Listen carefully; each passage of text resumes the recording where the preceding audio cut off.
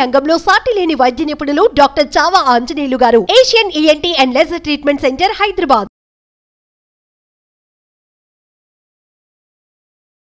రమ్య గారు, ఇప్పుడు మీరు చాలా చూసుంటారు. చాలా మందికి అంటే ఇలాంటి సలహాలు ఇచ్చుంటారు, న్యాయ సలహాలు. ఇప్పుడు మనం ఈ ప్రోగ్రామ్ స్టార్ట్ చేసిన తర్వాత కూడా చాలా కాల్స్, చాలా మెయిల్స్ వస్తున్నాయి. మేడం మాకు ఇట్లుంది, అట్లుంది అనేసి. సో అలాంటి ప్రాబ్లమ్‌ని మీతో తెలియజేసుకోవడానికి ఈ రోజు ఒక కాలర్ లైన్ లో ఉన్నారు. వారితో మాట్లాడదాం. షూర్ అండి. Hello hello. అమ్మా, నమస్తే అమ్మా. నమస్తే మేడం. మీ పేరు? నా పేరు విజయలక్ష్మి. ఓకే, రమ్య గారు ఉన్నారు. మీ సమస్యను చెప్పండి ఒకసారి. నా సమస్య ఏంటంటే మా వారు ఇంకో దాంతో వెళ్తున్నారు. అమ్మా, మీకు మ్యారేజ్ అయ్యి ఎంతకాలం అయిందమ్మా? 13 ఏళ్ళు అవుతుంది మేడం. ఎక్కడి నుంచి మాట్లాడుతున్నారు మీరు? గుంటూరు నుండి. గుంటూరు. మీ ఆయన ఏం చేస్తారు, మీరేం చేస్తారు? నేను హౌస్ వైఫ్, మా వారు వచ్చేసి ఏసీ మెకానిక్. అమ్మా, ఏసీ మెకానిక్. AC mechanic. ఎంతమంది పిల్లలమ్మా మీకు? 2 బాబులండి. మీ ఇంట్లో ఎవరెవరు ఉంటారు? నేను, మా వారు, పిల్లలు. అత్త మామలు ఎందుకు ఉండరు మీతో? అత్త మామ అంటే మామయ్య చనిపోయాడు రీసెంట్ గా. ఆ, అత్తయ్య వచ్చేసి బావగారు వాళ్ళ ఇంటి దగ్గర 1 నెల, నా దగ్గర 1 నెల. అటు ఇటు షిఫ్ట్ అవుతూ ఉంటారు. సరే, మీ ఆయన ఓన్ హౌస్ ఉందా, రెంటెడ్ హౌసా మీది? అంటే రెంటెడ్ హౌస్. ఆయనకు వచ్చే ఏసీ వ్యవహారాలతోటి వచ్చేది ఇల్లు గడిపించడానికి కాస్త కష్టం. ఈయనకి అక్రమ సంబంధాలు ఎక్కడి నుంచి వచ్చినాయి? ఎవరు ఆవిడ? అది ఆమె అంత ముందు పెళ్లి కాముందు ప్రేమించుకున్నారంటండి. ఓకే. ప్రేమించుకున్నారు, వాళ్ళు పెద్దోళ్ళు ఒప్పుకోలేదంట, వేరే పెళ్లి చేశారు ఆ అమ్మాయికి. ఓకే. చేస్తే మరి మళ్ళీ ఇప్పుడు 13 ఏళ్ల తర్వాత మరి వాళ్ళ ఆయన్ని వదిలేసిందంట తను. వదిలేస్తే మరి వీళ్ళు ఎట్లా కాంటాక్ట్ అయ్యారు. సంవత్సరం నుండి ఇది జరుగుతుంది. నీకెలా తెలిసిందమ్మా అదంతా బయట వ్యవహారం? నువ్వు బయటికి వెళ్ళవు, ఉన్నంతలో పిల్లల్ని చూసుకోవడం ఇంట్లోనే సరిపోతుంది నీకు. ఎలా తెలిసింది నీకు? ఆయనే చెప్పాడు మేడం. ఒక రోజు అడుగుతుంటే డౌట్ వచ్చి నేను ఎందుకు అంటే ఒక వారం రోజుల నుండి ఇంటికి వచ్చేవాడు కాదు. నైట్ పొద్దున్నే వచ్చేవాడు, నైట్ వెళ్ళేవాడు, అతను పొద్దున్నే వచ్చేవాడు. ఏంటి అని డౌట్ వచ్చి అడిగితే చెప్పాడు మేడం, పలానా అమ్మాయిని. మా ఇద్దరం మేము లవర్స్మి, ఇప్పుడు మళ్ళీ మా ఇద్దరికి కనెక్ట్ అయ్యింది, మేము ఇద్దరు సహజీవనం చేస్తున్నామా లేకపోతే ఊరికే ఫ్రెండ్షిప్ లో ఉన్నాడా? సహజీవనం మేడం, కలిసారంట. ఇల్లు తీసుకు ఆవిడ ఒక్క నిమిషం అమ్మా, ఆవిడకి ఏమైనా ఇల్లు తీసి సపరేట్ గా కాపురం పెట్టాడా లేకపోతే ఆవిడ ఇంటికి ఈయన రెగ్యులర్ గా వెళ్ళి వస్తున్నాడా? ఈయన వెళ్ళి వస్తున్నాడు. దాని సొంత హౌసే, ఇది వాళ్ళ ఉండిద్ది. ఓకే. తనకి ఒక బాబు, ఒక పాప. ఎంత మీ ఆయన వయసు ఎంత ఉంటదమ్మా? మా ఆయన వయసు 30 దాకా ఉంటుంది మేడం. ఓ, నీ చిన్నపిల్లలే. సరే, మరి ఇది ఎవరికైనా తెలుసా మీ అత్త మామలకి, మీ అత్తగారికి గాని? మేడం అందరిలో పెట్టాము, ఇది చేసాము. ఏమంటాడు? అందరిలో పెడితే ఏమంటున్నాడు? అంత ముందేమో మాట ఇచ్చాడు వెళ్ళను అది ఇదని. ఓకే. ఇప్పుడేమో మళ్ళీ పెడకు తిరిగాడు. నేను దాన్ని కూడా ఉంచుకుంటాను, దానికి మాట ఇచ్చాను, నాకు అదే మనసులో కలుపుతుంది. అమ్మాయితో ఏమన్నా మాట్లాడావా నువ్వు? మాట్లాడాను మేడం. అది కూడా అంటాను, మాకు ఇష్టమై కలిసాము. నేను అయితే ఇప్పుడు వద్దనుకుంటున్నాను, మరి మీరు పడండి, నాకు ఎందుకు అంటుంది. మళ్ళీ ఏమో ఫోన్లు చేసుకొని మాట్లాడుకుంటున్నారు. తెలివితేటలు ఇవన్నీ. మీ ఆయనే వస్తున్నాడు, నేను ఆగమంటే ఆగిపోతాను, మీ ఆయన రాకుండా ఆపుకో కావాలంటే అని చెప్తుంది నీతో. అవును మేడం. ఓర్ని. వాళ్ళ పిల్లల వయసు ఎంత ఉంటదమ్మా? ఒకళ్ళేమో సెకండ్ ఇయర్ అట్టుంది, పిల్ల మెచ్యూరి అయిందంట మేడం. మరి ఆ పిల్ల ఏం చదువుతుందో తెలియదు. అదే రే, ఆ పిల్లకి కనీసం అంటే ఓ 10 ఏళ్ళన్నా ఉంటే ఆ పిల్లకి ఒక ఊహ ఉంటది కదా, అమ్మ ఏంటి ఇట్లా అంటే మెచ్యూరి అయింది కదా. ఉంటాయా కనీసం 12-13 ఏళ్ళు ఉంటాయి. ఉన్నంతలో కాస్త ఒక అవగాహన ఉంటది. ఎవరో అంకుల్ వస్తున్నాడు ఇంటికి, అమ్మ ఇలా బిహేవ్ చేస్తుంది అని. అయినా బుద్ధి లేదు. సరే, మీ ఆయన బుద్ధి ఏమైందమ్మా? పెద్ద మనుషుల్లో పెట్టిన తర్వాత చుట్టాల్లో పెట్టినా కూడా ఇంకా నాకు ఆ అమ్మాయే కావాలి, ఏం చేసుకుంటావో చేసుకో అంటున్నాడా? అవును మేడం, నాకు అమ్మాయి కావాలి, నన్ను ఒప్పియాలని చూస్తున్నాడు మేడం. నాకేమో అది అసలు ఇష్టం లేదు. అట్లా ఏంటి, పెళ్లి చేసుకుంటానా లేకపోతే ఉంచుకుంటానా? ఉంచుకుంటాను అంటున్నాడు. నేను అంటే పెళ్లి చేసుకుంటానని చెప్పాడంట, ఒప్పించి పెళ్లి చేసుకుంటానని చెప్పాడంట. ఓర్ని, నీ వెనకాల ఎవరు బలగం లేదమ్మా? మీ ఇంట్లో వాళ్ళు ఎవరు లేరు అడగడానికి?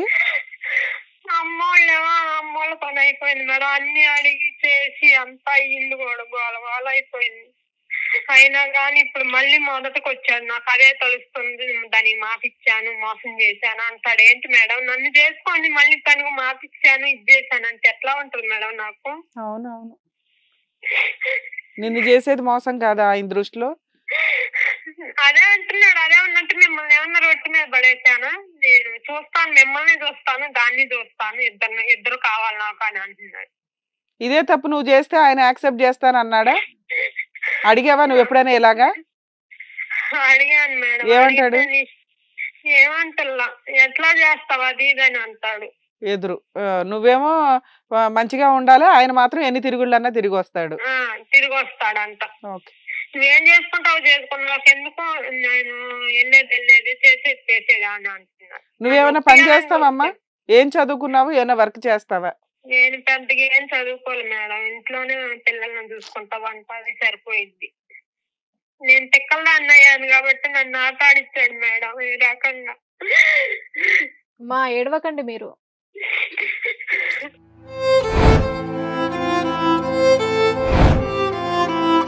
మా అమ్మ నాన్న పని అయిపోయింది మేడం. అన్నయ్యని చూస్తే వాళ్ళకే సరిపోయింది. నన్ను ఏం చూడగలుగుతారు? ఎవరైనా ఎంతవరకు పట్టించుకుంటారు? అందరిలో పెట్టాను, అన్ని చేశాను, అయినా గాని మారట్లా. అదే కావాలి నాకు, అదే ఆలోచనలో ఉంది. నేను మనశ్శాంతికి పని కూడా చేయలేకపోతున్నాను అని అంటున్నాడు. పోలీస్ స్టేషన్ లో ఏమైనా కంప్లైంట్ ఇచ్చావమ్మా ఎప్పుడైనా? ఇవ్వలేదు మేడం. ఎందుకంటే నువ్వు పోలీస్ స్టేషన్ దాకా వెళ్తే కాపురం పోతుందేమో, మళ్ళీ తెగిచ్చేసి శాంతం వెళ్ళిపోతాడేమో అమ్మాయి దగ్గరికి అని నీ భయం. అవును, మళ్ళీ ఏలుకుంటాడో లేదో ఇట్లా చేస్తాను నేను అల్లాడుతున్నాను.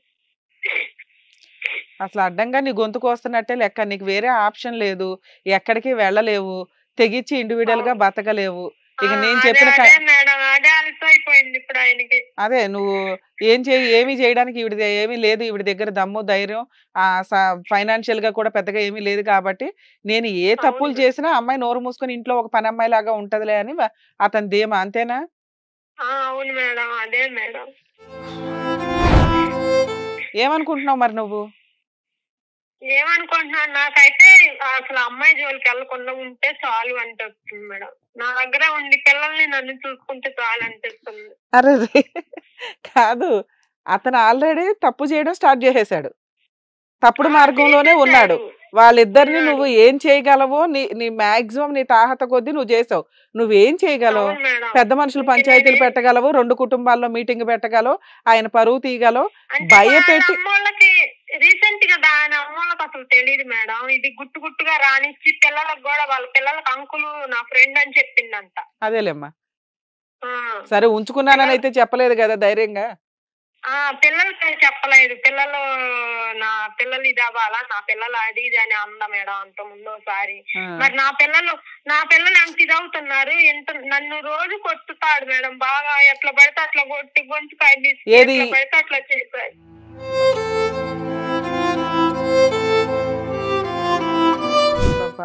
ఈ సంవత్సరం నుంచేనా అంతకు ముందు కూడా కొట్టేవాడా? అంత ముందు లేదు మేడం. ఇది ఇప్పుడు ఇట్లా అయ్యాక నేను అడుగుతున్నానని నన్ను కొడుతున్నాడు. అవునులే అమ్మా, ఎందుకంటే నువ్వు ఇక ఏమైనా లీగల్ గా వెళ్తావేమో, ఎందుకు వచ్చింది అన్న దాంతో నేను కొట్టడం కంట్రోల్ చేయడానికి చూస్తున్నాడు. లేదా బాగా కొట్టి నువ్వే బయటికి వెళ్ళిపోయేలాగా ప్లాన్ చేయాలని చూస్తున్నాడు. నువ్వు ఒప్పుకోకపోతే ఇక కొట్టడం ఒకటే అతనికి ఉన్న ఆప్షన్, అవి కొట్టడం కూడా స్టార్ట్ చేశాడు. అవును మేడం. నువ్వేమనుకుంటున్నావు ఇప్పుడు? ఆస్తులు ఏమైనా ఉన్నాయా మీ ఆయనకి?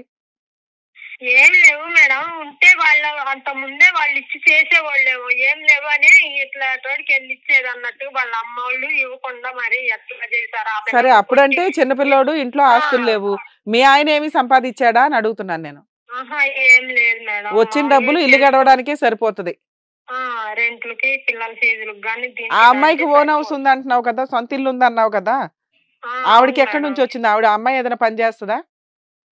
నర్సు అంట మేడం. నర్సు ఉన్నంతలో ఏదో ప్రాపర్టీ కూడా సెట్ చేసుకుంది, ఇండివిడువల్ గా బతకగలదు ఆ అమ్మాయి. బతకగలదు. మరి నువ్వెందుకు బతలేకపోతున్నావు ఇండివిడువల్ గా?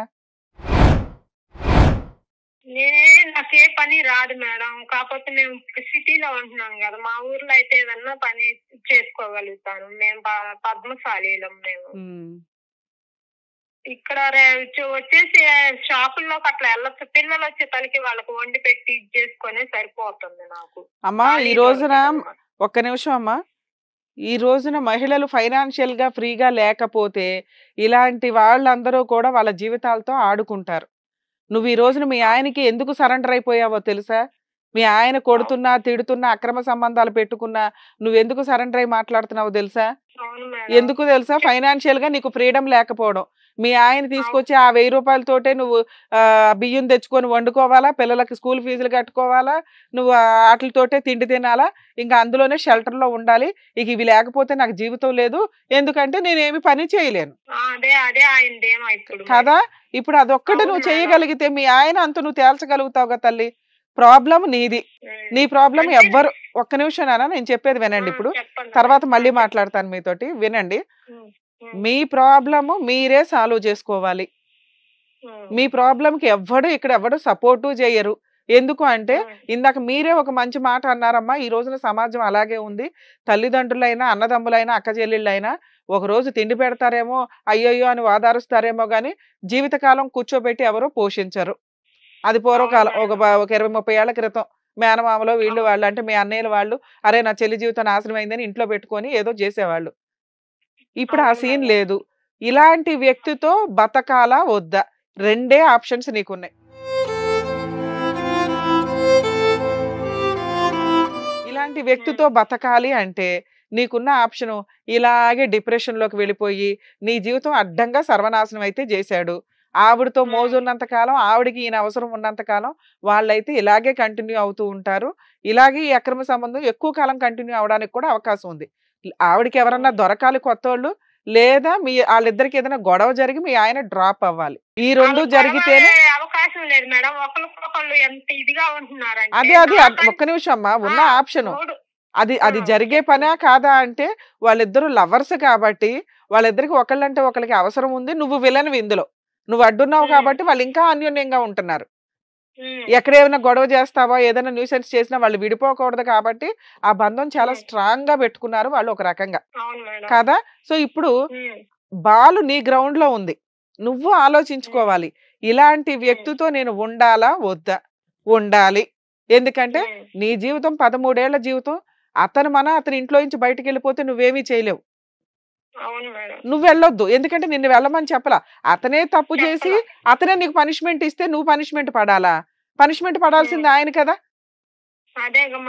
అర్థమవుతుందా? ఇప్పుడు నువ్వు ఒక 10 మంది స్త్రీలకి ఉండాల్సిన ధైర్యము తెచ్చుకోవాలి. అలా నువ్వు ఉంటే నీ ప్రాబ్లము నువ్వే సాల్వ్ చేసుకోవాలి.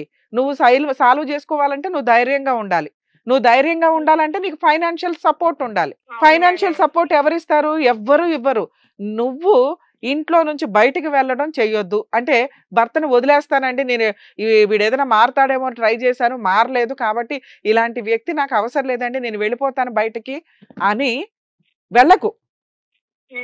ఎందుకంటే కాదమ్మా, ఒక స్టేజ్ తర్వాత ఆయన కొట్టే తన్నులకి వీటికి వాటికి నువ్వు వెళ్ళిపోతావు, నువ్వు భరించలేవు. ఎందుకంటే ఆయన నువ్వు ఒప్పుకోవట్లేదు సెకండ్ మ్యారేజ్ చేసుకోవడానికి, ఆ అమ్మాయితో అక్రమ సంబంధం కంటిన్యూ చేయడానికి నువ్వు గొడవ పెడుతున్నావు. ఇక నీకు ఆయనకున్న ఆయుధం ఏంటి? నిన్ను ఒప్పించడానికి ఖచ్చితంగా కొట్టడం బాగా ఎక్సీడ్ అయిపోతుంది. ఆ కష్టాలు పడలేక నువ్వేం చేస్తావు? సూసైడ్ అటెంప్ట్ అన్న ట్రై చేస్తావు, నీ వాల్యూ తెలియాలి కదా అని.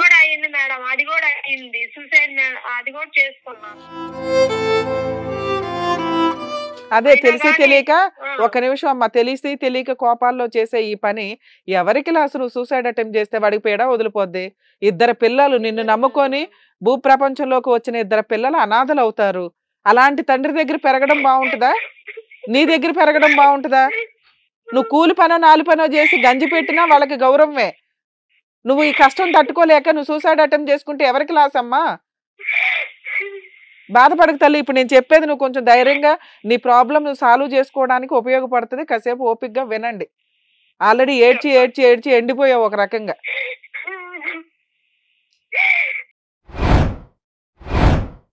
సో ఇప్పుడు నువ్వు ఒక 10 మందికి స్త్రీలకు వచ్చే ధైర్యం నువ్వు తెచ్చుకోగలిగితే ఈ ప్రాబ్లం నిదానంగా సాల్వ్ అవుతుంది. ఎందుకంటే ఇది డైవర్స్ కేసు కాదు, కోర్టుల చుట్టూ వెళ్లాల్సిన కేసు కాదు. నీకు భర్త కావాలని అనుకుంటున్నావు, భర్త చెడు మార్గంలో తిరుగుతున్నాడు, చెడు మార్గం నుంచి మళ్ళీ నీ దారిలో కన్నా తెచ్చుకోవాలి, లేదా ఆయన ఇలాగే ఉండాలి. అంతేగాని నువ్వు లీగల్ గా వెళ్ళిపోయో ఇంకొకటి అని, లేకపోతే అతను వెళ్ళిపోతే నువ్వేం చేయాలో చెప్తా. అతను వెళ్ళిపోతే నువ్వు ఆపలేవు కదా. అతను ఇప్పుడు ఇంట్లో ఉన్నాడు కాబట్టి నీ దగ్గర ఒక బాల్ నీ గ్రౌండ్ లో ఉంది, ఉండాలా వద్దా అని. నా బెస్ట్ సజెషన్ ఏంటంటే ఉండనే చెప్తా. ఎవరితో వచ్చి నీ కాపురం నాశనం చేసేసి మీ ఆయన పట్టుకుపోతే వదిలేయాల్సిన అవసరం లేదు. ఎందుకంటే ఆయనకి బుద్ధి రావాలి కదా. 2 పిల్లలకి తండ్రి ఆయన. నువ్వు తీసుకునే డెసిషన్ వాళ్ళకి జీవితకాలంలో తండ్రి లేకుండా అవుతాడు. సో ఆ పాపం ఆయనకే వెళ్ళని. ఉంటాడా సర్దుకొని ఉంటాడు. లేదు అతనే బయటికి వెళ్ళిపోయాడు అనుకో, ఇక వాళ్ళిద్దరిని చీల్చి చెండాడటం ఎట్లాగా అనేది నేను చెప్తాను. అది గుర్తు పెట్టుకొని ఫాలో అవ్వు.